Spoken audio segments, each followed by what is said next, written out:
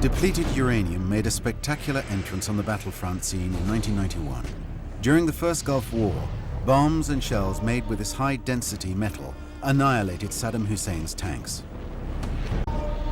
Since then, the US military have regarded depleted uranium munitions as a magic weapon, as have the French. For those who use it, depleted uranium is beyond reproach. Others say it is a deadly poison. So who's right and who's wrong? It's a wonderful weapon. Depleted uranium is a very dense, hard metal. And you put it on the end of a bullet or you put it on the end of a shell and it'll go through a tank and go through the second tank.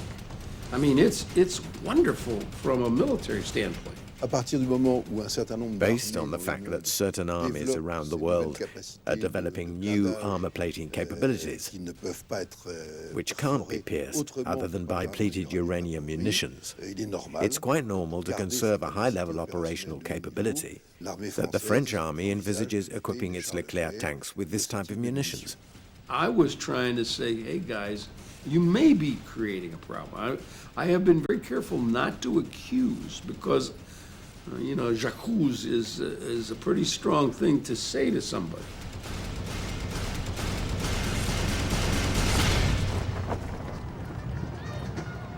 My name is Jacques Charmelot.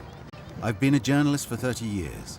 I've covered conflicts in Africa, Iran, Lebanon, Iraq, and in the Balkans. And I've worked in Washington, a secret and powerful city.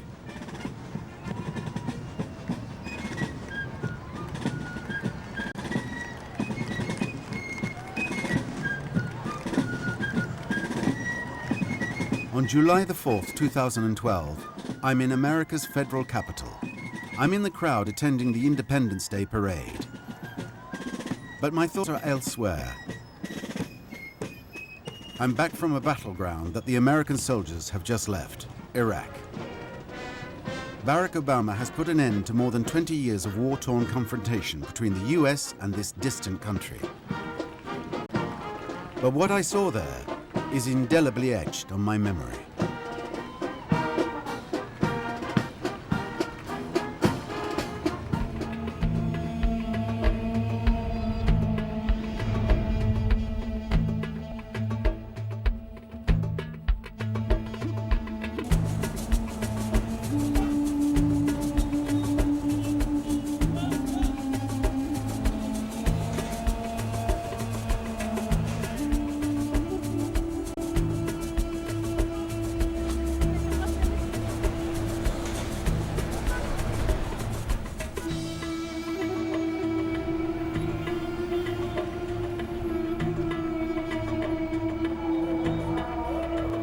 The trail of depleted uranium begins in Iraq. Iraq has been subjected to more than 50 years of revolutions, dictatorships, and wars. And it's trying with all its might to be reborn. But its poisoned past weighs heavy on the fate of 30 million Iraqi citizens.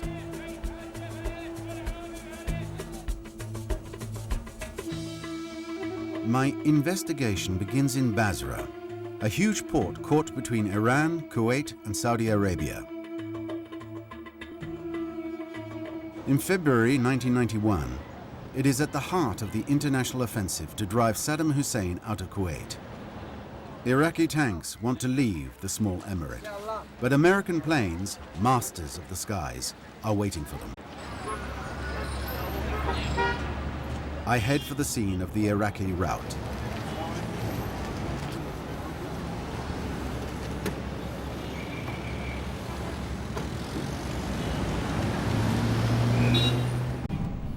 I took part in the war in Kuwait against the American forces.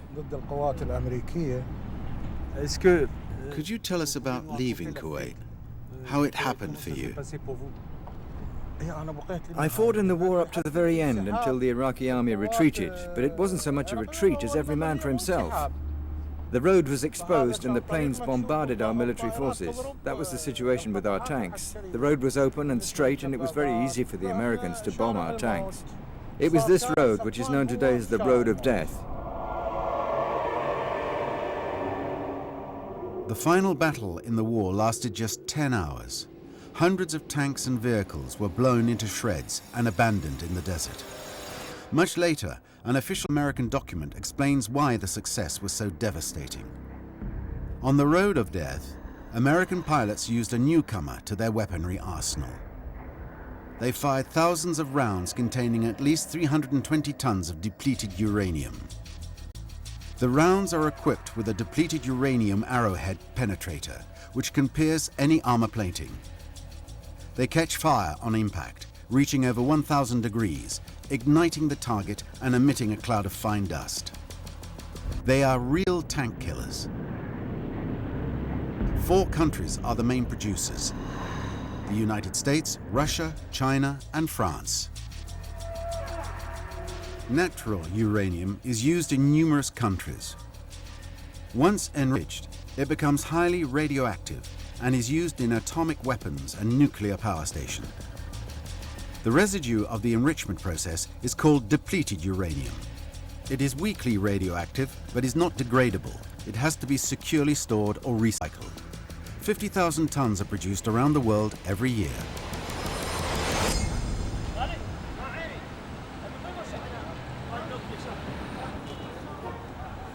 In Basra, depleted uranium is accused of leaving a terrible legacy.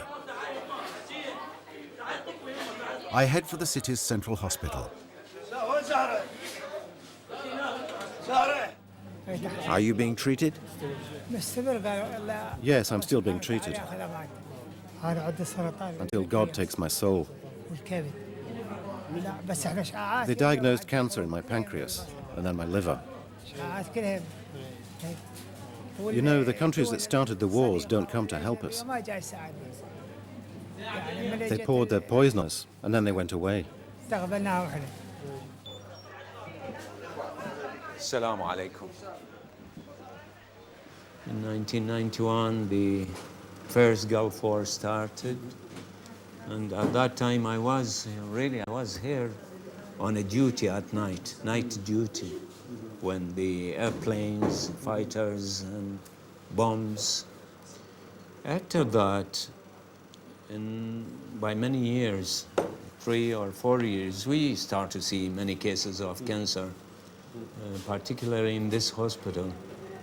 If we compare it to the 80s or 90s, we found there is an increase of, say, 4-fold. Marhaba Hajji. Marhaba. Shonak. So this is a patient with lymphoma, a lymph node cancer, and he is under treatment with chemotherapy. خذ نفس. 1996, somebody came here with a delegation, escorting a delegation. He's from the security, and he knows about the problem, and he told me, "Doctor, you know that we are under the effects of depleted uranium, which is used by the American."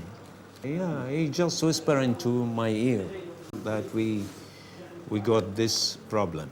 Yeah. And so we start to have a link between the use of depleted uranium and the increased cancer rates. You know, now we have what we call cancer phobia here among people. Everybody who got a mass, they think that they got a cancer. Even before Dr. Jawad Al-Ali learnt about the dangers of depleted uranium, in 1995, the Americans produced a film alerting its own soldiers to the risks involved with the heavy metal. Battlefields and fighting are by nature hazardous to your health. Some hazards are easy to identify and well understood. Soldiers recognize the serious hazards presented by incoming artillery shells and bullets and take appropriate actions. However, some lesser hazards from new technological applications are not so well known and recognized.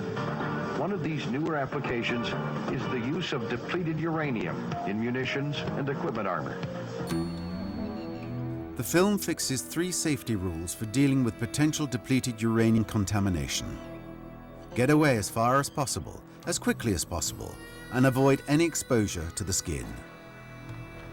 3 rules that were impossible to respect in Basra.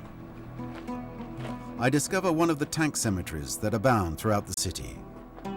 There are thousands of tons of debris, some of which, contaminated by depleted uranium dust, have been accessible to the population here for 20 years. I'll ask the head of the Environment Ministry why such dangerous metal wasn't removed to safety.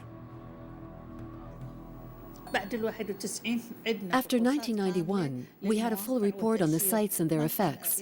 There was no department to deal with it. Every time we found a piece of contaminated metal, we identified it with a red or yellow tag. Before 2003, we put a notice, danger, contaminated fragment, do not approach. Shortly after, we'd return to the same place and the notices would have disappeared and we'd find them somewhere else. Even if we deemed it important at the time, it was only relatively important as the situation was very complex and local authorities had other concerns. Why did the Americans from 2003 and even since 1991 not remove or displace the metal waste? They did nothing at the time. The likely reason, in my view, is that they hadn't yet measured the effects of using this weaponry. They wanted to see the results and the effects after 5, 10, and 15 years, etc. God will decide. But the munitions they used against us will have effects on our children, our grandchildren, and our great-grandchildren for generations to come, probably until the end of time. The damage has been done in Basra, but no one has measured the full extent. An epidemiological study has been promised for years by the World Health Organization, but it still hadn't begun in the summer of 2012.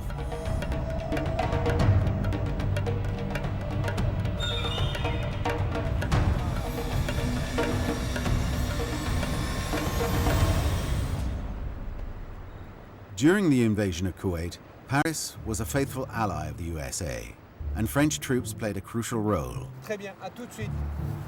I contact journalist Marie-Claude Dubin, who was at the front line.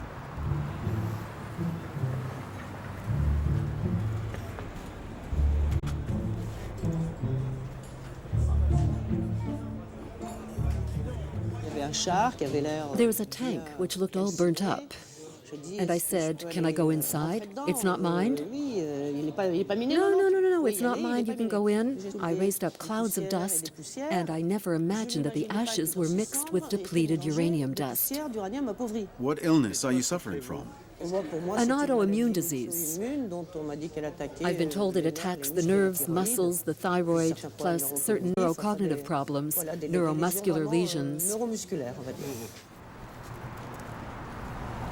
To get a clearer picture of what happened to Marie-Claude Dubin and to patients in the Basra hospital, I go to Valence to see a scientist. For years, Roland Desbordes has been speaking out against the risks of depleted uranium. He's the president of CRIRAD. We know that depleted uranium is pyrophoric, which means that it ignites spontaneously in the air, with the oxygen in the air.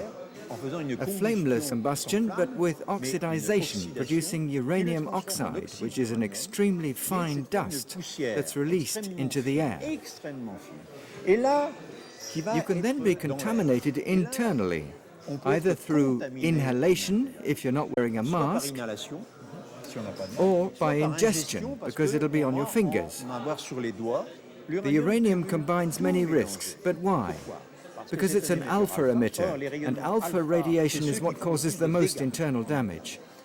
Secondly, because it's a heavy metal, and we retain it. It metabolizes within the organism for many long years. For it to lose half its radioactivity, it takes 4.5 billion years.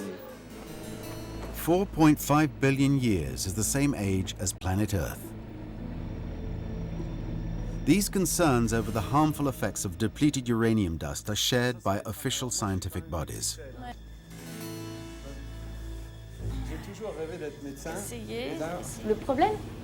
The problem is, in the case of internal contamination, either you ingest it because you're in a contaminated environment and it can be found in the water and in food, Or you inhale, and the particles of depleted uranium reach your lungs. There are two phases to this. Firstly, the uranium particles have to be dissolved to get into the blood, and once they're in the bloodstream, they'll be distributed among the various organs. Once in the organs, either it builds up or it doesn't. We often refer to the case of the Iraqi children who play in the tanks that were destroyed and who collect the scrap metal and cut it up, or housewives who sometimes recycle the metal to make pots that they'll subsequently cook in. Do you think there's a risk? There are potential effects, especially if there's repeated exposure, even if it's not chronic. And this will be the case. Children come to play, water is cooked in the pots. With ingestion, with repeated administration within the body, even if you only have weak doses, the fact of accumulating the various doses can ultimately have an effect on health. Clearly, the depleted uranium dust falls down, and it settles. Yes. Once it falls, obviously the ground will be contaminated. Afterwards, it depends on how this contamination comes about, if it's very localized or not, and whether it's in towns or in fields which will be cultivated. So there will definitely be a contamination of the environment. Things are becoming clearer to me, and more worrying. The depleted uranium particles are dangerous for health and for nature.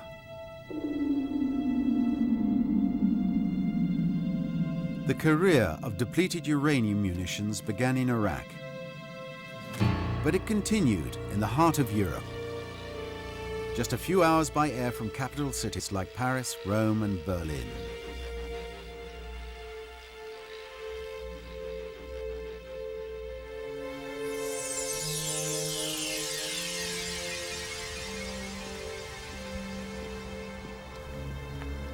I walk among the graves in the Jewish cemetery in Sarajevo. It was from here that Serbian snipers kept the besieged city locked down. The journalists who, like myself, came to cover the conflict often found themselves behind the yellow walls of the Holiday Inn. In 1992, divisions in Yugoslavia forced Bosnia into a war. In April, the inhabitants of Sarajevo were trapped. The UN launched an impossible mission to reconcile Muslims, Serbs, and Croats. But the war dragged on, and in 1995, NATO intervened. NATO planes, mostly American, bombed the Serbs, who were forced to make peace.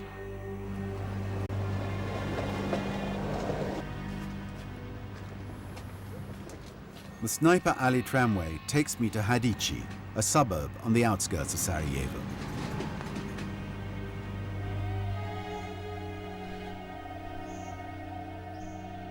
I enter a ruined factory, a key element in the Serbs' military industry. Tanks and cannons were repaired here.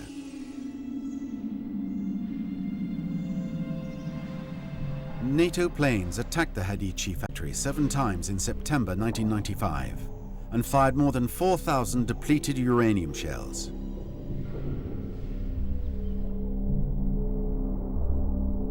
When peace was reinstated, many Serbs from Hadici moved to Bretunac, a Serbian Republic town in eastern Bosnia. They went there to live and also to die. Nedeljko Zelenovic is a journalist and a witness. He has investigated the NATO bombings. His father, uncle, cousins, and dozens of friends worked in the Hadici factory. All the workers who worked on the assembly lines at the time, who were caught in the fighting, and later at the time I was following events, they all died from various forms of cancer. In 1996, the population of Bretunac was between 20 and 22,000 people, and less than 5% of them came from Hadici.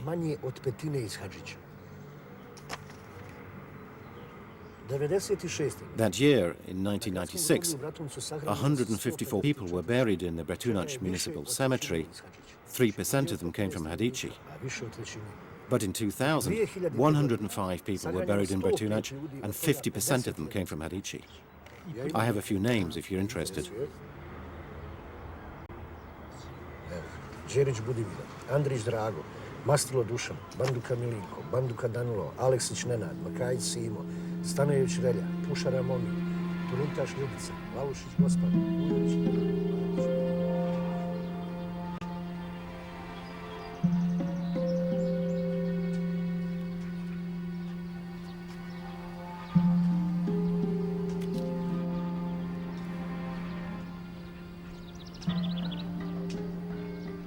What did son die of?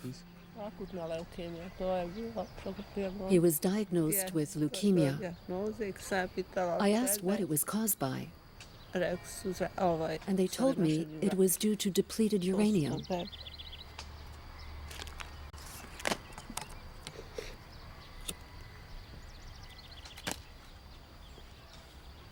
Establishing peace through extensive bombing can often have undesirable consequences.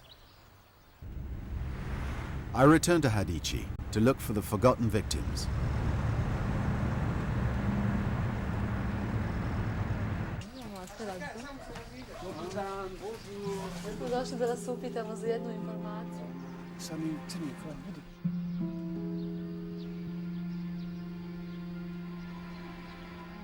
Mehmed Telalevich is a Muslim. During the war, he fled Hadici, driven out by the Serbs. In 1996, he returned home, close to the ruins of the arms factory. He found his house blown apart by bombs. Mehmed rebuilt it, not suspecting that the land around it had been contaminated by poisonous dust.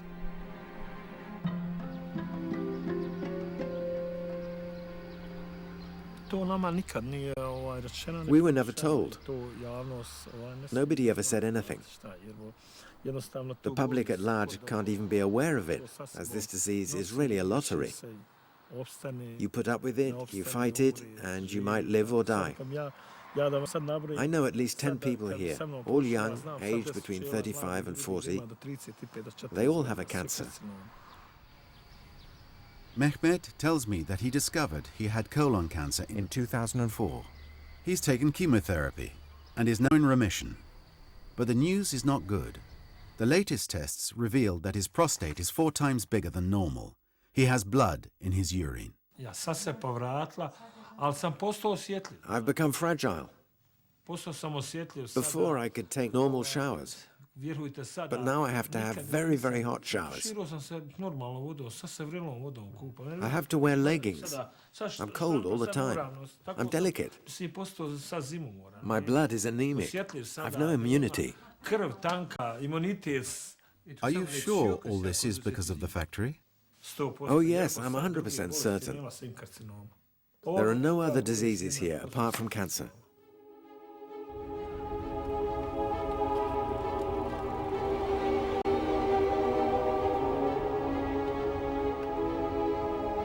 I pursue the depleted uranium trail in Italy. A great ally of the USA within NATO, the country organized humanitarian missions in Bosnia. It later sent a strong contingent to separate Serbs and Albanians in Kosovo. And it was in Italy that the dangers of depleted uranium weapons were widely exposed in late 1999. Our soldiers on peace missions in the Balkans are said to have been contaminated due to the presence of depleted uranium in the munitions. My friends, we have with us Sergeant Major Antonacci. Unfortunately, you're ill. Could you tell us how this came about? I left on August the 31st, 1998, for a 6-month mission. I got the go-ahead after medical checks. During my stay in Sarajevo, I suffered several faint and dizzy spells, and a few months after I came back, these were attributed to lymphoma. Cancer? Cancer. On December the 13th, 1999, 1 month after he appeared on television, Sergeant Andrea Antonacci was dead. In Rome, I meet another Italian soldier who'd been sent to the Balkans. Colonel Americo Lacetti. So it began in 1999. I came back in 1999, and on December 24th I had an X-ray. I remember I was alone with the technician. There was nobody at the hospital. When I asked him what I had, he said, "What have you got?" And then he said, "Enjoy Christmas, because you won't be here next year." I had this lump, 24 centimeters long, 14 centimeters wide, and 12 centimeters thick. A tumor in my lungs. After that, I had other tests, and they took a piece of the tumor and examined it. Inside were numerous ceramic particles, perfectly round. And they contained a load of substances that don't exist naturally. But they do exist when a depleted uranium projectile strikes a hard surface. This produces a cloud of dust, which when you inhale it, creates this type of pathology. I'm now living in a body that's mined.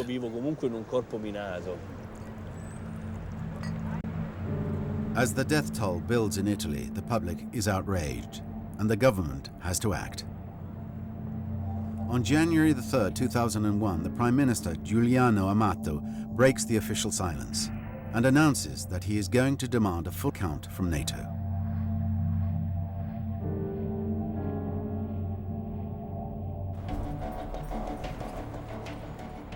But this demand will have little effect. In Florence, I meet General Fabio Mini. In 2002, he takes command of the NATO mission in Kosovo. He's immediately concerned by the risks involved with depleted uranium, following NATO strikes in the area in 1999.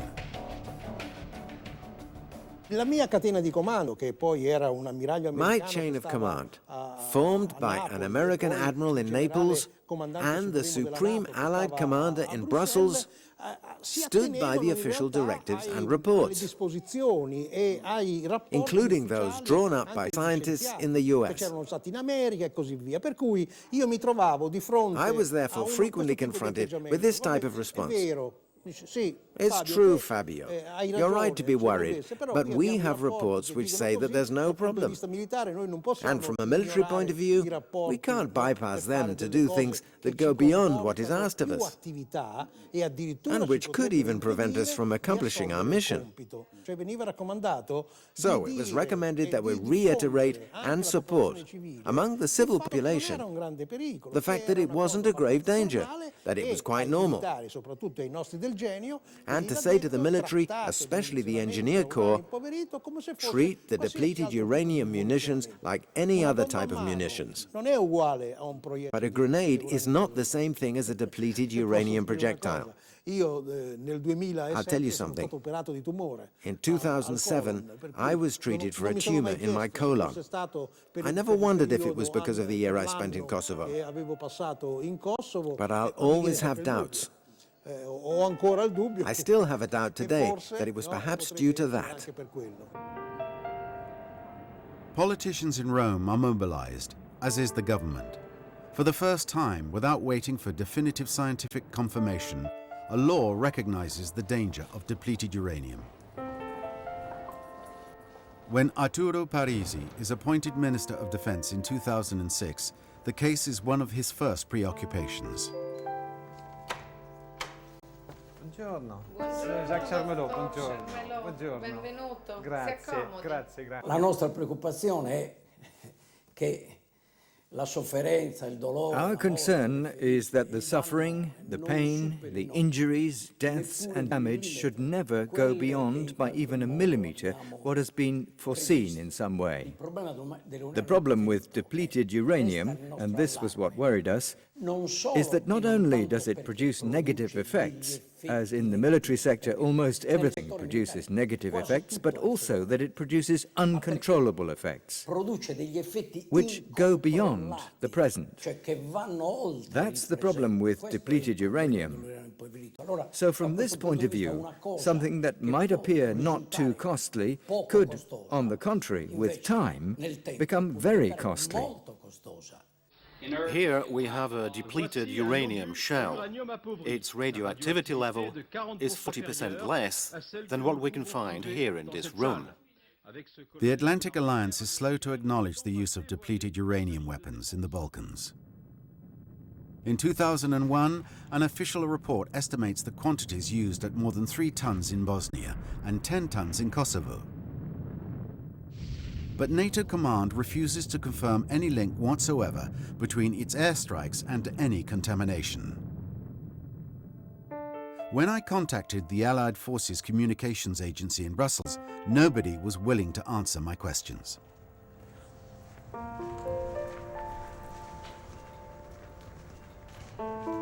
In France, Alain Acariès is an inconsolable father. His son died in 1997 from lymph gland cancer. Ludovic was a soldier driving a truck in Bosnia, a truck that was contaminated, claims Alain Acariès, by depleted uranium dust since the Gulf War. He had his suspicions confirmed by an independent laboratory.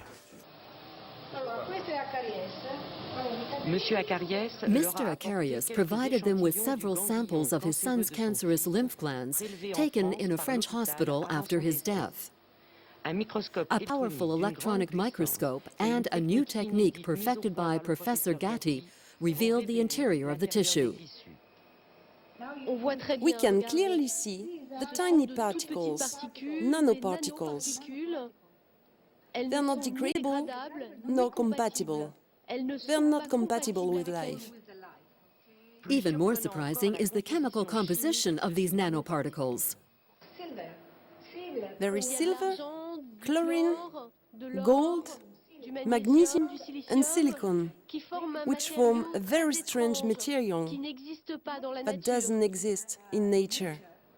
You've been working on this case for 11 years, and you've taken legal action.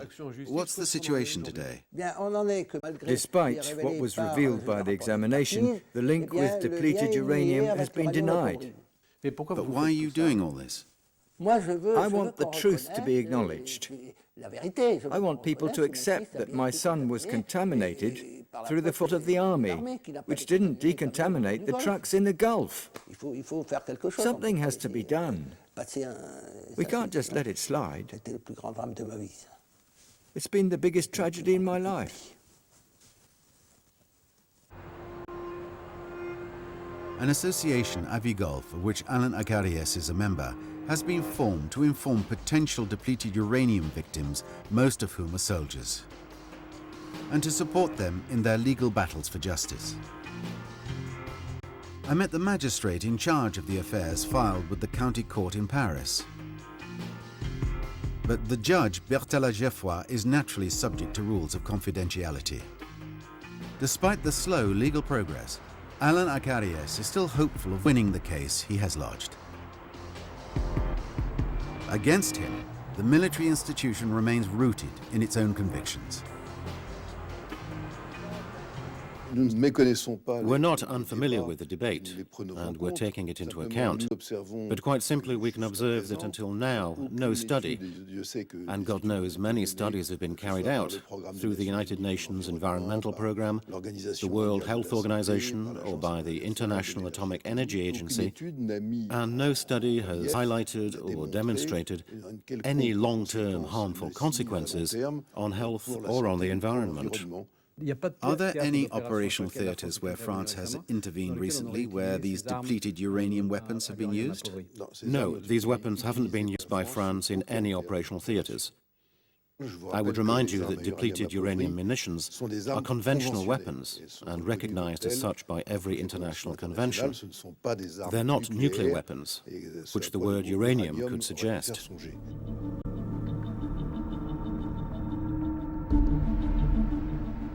France's position is in contradiction with efforts undertaken by the European Parliament. For years, European deputies have been calling for a moratorium on the manufacture and use of these weapons, with MEPs voting such resolutions almost unanimously. Monica Frassoni is co-president of the European Green Party. The ongoing story began with strange events during the Gulf War. then continued and intensified with the war in Yugoslavia, and it became an almost traditional theme for the European Parliament.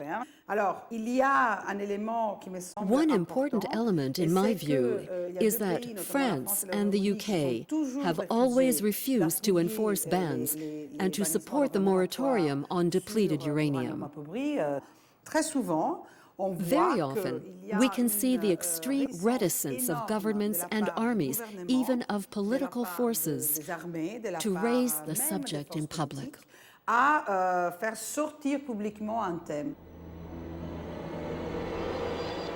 The urgent need for more concerted political action against depleted uranium is only more apparent when a new war breaks out, exposing new risks.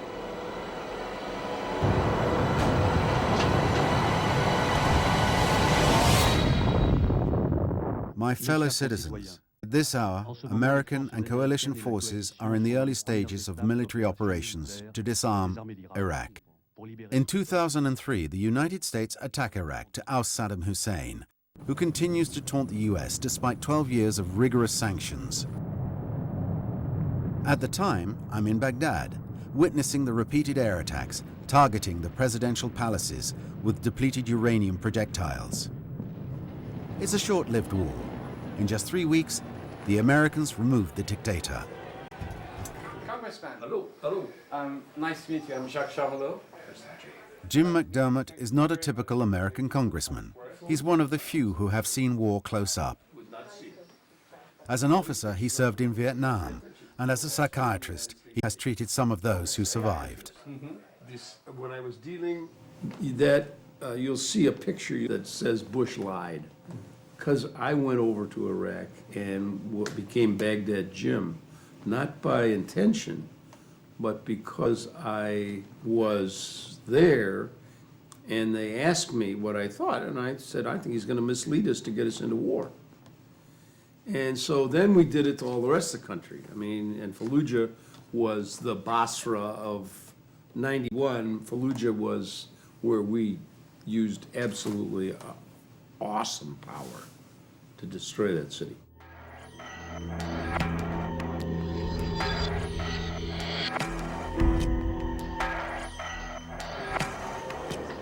In 2004, the Americans are confronted with massive insurrection. The epicenter is Fallujah. To stem the revolt, the city is bombarded. A deluge of fire rains down with white phosphorus and depleted uranium munitions.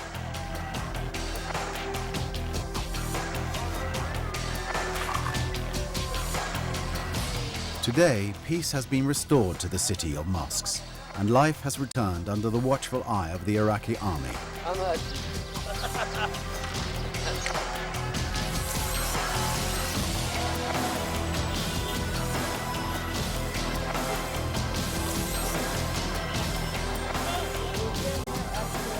At the new hospital, Dr. Samira Alan shows me the tragedy she has to face every day.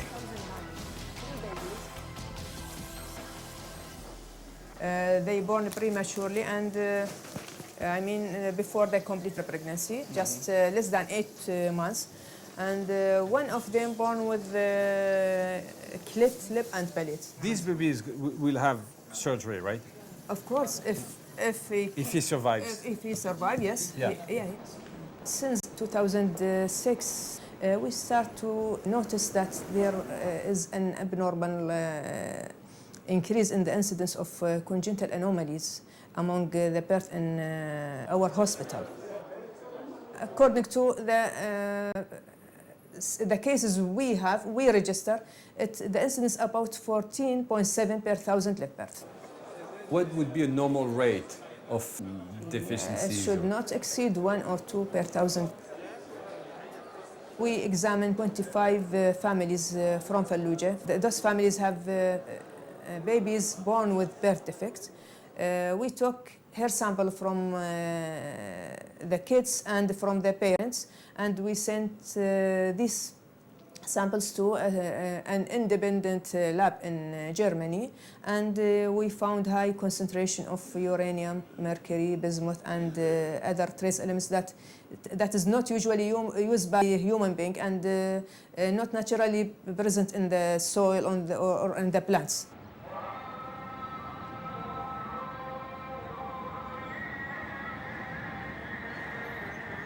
In Baghdad, the authorities have to take their religious leaders' opinions into account. Their voices carry weight, and their criticism is widely heard. Jawad al-Halisi is the heir to a very influential dynasty, and he protests strongly against what he sees as an attack on his people's genetic integrity. These deformed children are the result of the use of depleted uranium. They're deformed fetuses. An international effort is required to clean up. In the same way, they brought together 30 countries and their armies under the pretext of getting rid of Saddam Hussein. They should work together on a cleansing project, like with the Marshall Plan in Germany, because the sanitary situation in Iraq is catastrophic.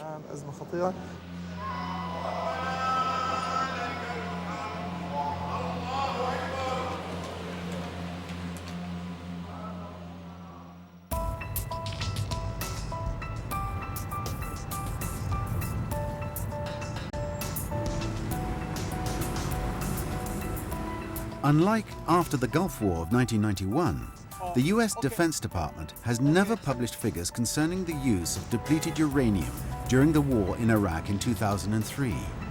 Unofficial estimates speak of over 2,000 tons. Since the beginning of my investigation, I've been trying to obtain a reaction from the Pentagon. After weeks of exchanging emails, a spokesman finally responds. Dear sir, we won't be able to accommodate your on-camera interview request. The scientific community have investigated the radiological safety and environmental impacts of depleted uranium for several decades. The Agency for Disease Control and Prevention has stated that it is aware of no cancers or cases of leukemia among workers or other populations that can be attributed to exposure to natural or depleted uranium. In Washington, Time magazine called Thomas Pickering the five-star general of the diplomatic corps. He was actively involved in the international mobilization against Saddam Hussein in 2001, but he openly opposed the war in 2003. Iraqis who say, look, we came in and created a mess and we didn't resolve it all, in my view, have some justification for their position. I leave it to wise men, lawyers, and judges to tell you whether the answer to the Iraqis is we still owe them more. But if I were an Iraqi, I suppose they would say, yeah, you've got to create a perfect paradise here.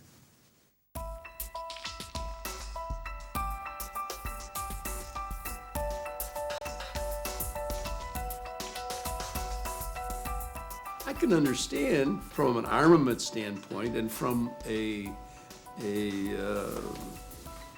strategic planning standpoint why you'd want to have the hardest and the best weapons that could just demolish anything. They're unwilling to look at the aftermath of it and what the Geneva Convention and other things say about, what you leave on the ground afterward. The military is not very well known for its ability to clean up after itself. The official reluctance to consider the sanitary and environmental impact of depleted uranium can also be explained by economic reasons. Obviously, from the Army's point of view, and technically, if I have to make a hole in a tank, depleted uranium is great, because it's really effective, and it's recyclable too. I think in that situation there's little to be said. It's a win-win situation. Yes, but just one detail. In Serbia, they saw that to clean one 30-millimeter head from shells that were fired, just to clean where they landed, they spent $300,000, more or less. It might be a win-win situation, but if I have to clean up afterwards, it's a very expensive win-win situation. Exactly, for the authorities. And those are figures that have been acknowledged and quoted. The cost of cleaning up a zone contaminated by depleted uranium dust makes it hard to envisage that the battlefields will one day be rehabilitated. And there's worse. the depleted uranium-producing countries like the US and France have to deal with the accumulation of increasingly vast stocks. More than 700,000 tons in the US, almost 200,000 tons in France. Robert Alvarez, a former advisor to the US Energy Department, has been sounding the alarm bells for a number of years. What we are dealing with, in a certain respect, is what I call national sacrifice zones. That we, in order to amass nuclear weapons in this country, we created very large, profound areas of contamination where we simply lack the capability and the technology to restore them to their original conditions, much less to conditions that will allow even limited uses. So these are areas that we more or less have to sacrifice in the name of nuclear deterrence.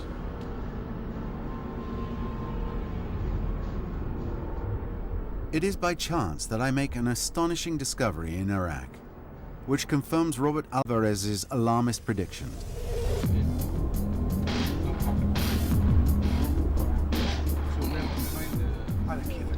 Close to Basra Airport, the broken shells of tanks destroyed in 2003 are lined up along the road.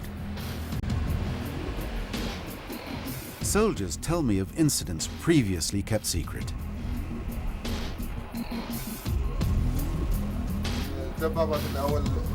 The tanks were contaminated by uranium. A team from the Environment Ministry examined them, and they confirmed the contamination. From time to time, the Americans and the British come here, and they take tanks away somewhere, transporting them further away from the airport.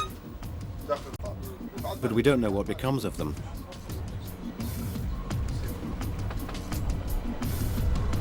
But I want to know. For the contaminated scrap metal, this mysterious destination is the end of the road, and finding it would mean the end of my investigation. I decide to speak to General Jabbar, who commands the border police in the Basra region. Some of the scrap was moved to this desert place. How do you call it?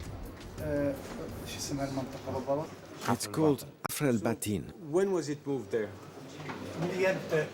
The program was set up in 2008.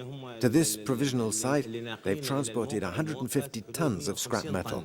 What happened to the scrap when it gets there? When they bring it there, then they put it in the ground, what do they do with the scrap?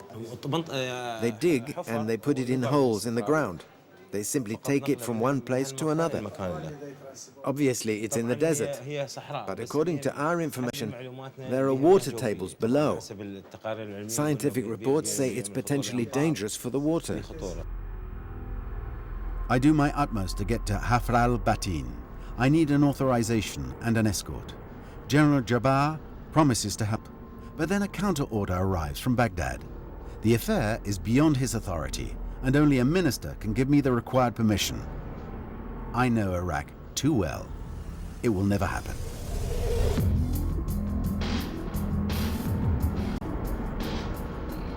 One of the things you learn as a child is clean up your own mess. Don't expect somebody else to come in here and pick up your crayons and your toys. So we did this war of choice, and my view is that we have a responsibility for the mess we leave. We can't walk away and just say, well, we don't care.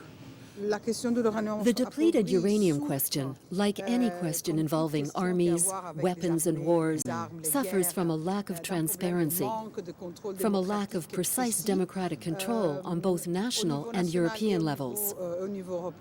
I think the priority is to continue the fight on the UN level, which is very useful, and also within the European Union, so that we can obtain a moratorium on depleted uranium munitions.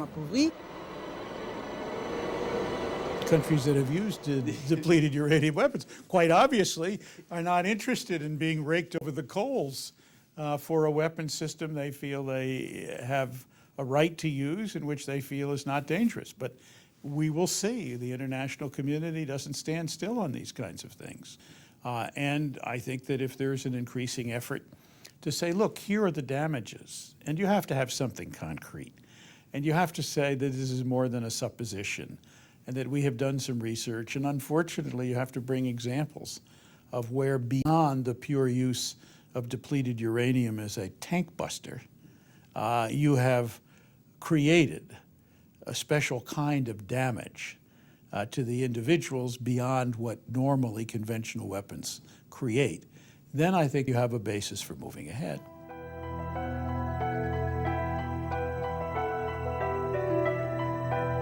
Depleted uranium munitions were invented in the 1970s to combat Moscow's armored divisions. The Soviet enemy has disappeared, but this all-powerful arsenal has remained.